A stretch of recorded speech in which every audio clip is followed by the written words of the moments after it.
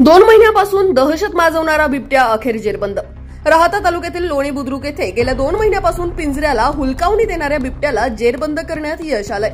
लोणी बुद्रुक म्हस्के वस्ती येथील माजी मंत्री अण्णासाहेब म्हस्के पाटील यांच्या वस्ती शेजारील शेतामध्ये लावलेल्या पिंजऱ्यामध्ये 9 ते 10 वर्ष वयाच्या मादी बिबट्या जेरबंद करण्यात वन विभाग व प्राणी मित्र यांना यश आलंय। गेल्या काही महिन्यापासून 2 बिबट्यांचा मुक्त संचार परिसरात वाढला होता। यावेळी माजी मंत्री अण्णासाहेब म्हस्के पाटील, डॉक्टर नानासाहेब म्हस्के पाटील उपस्थित होते। यावेळी प्रकाश दिघे, भारत म्हस्के, अजय बोधक, रमण म्हस्के, प्रवीण विखे यांनी मदत केली।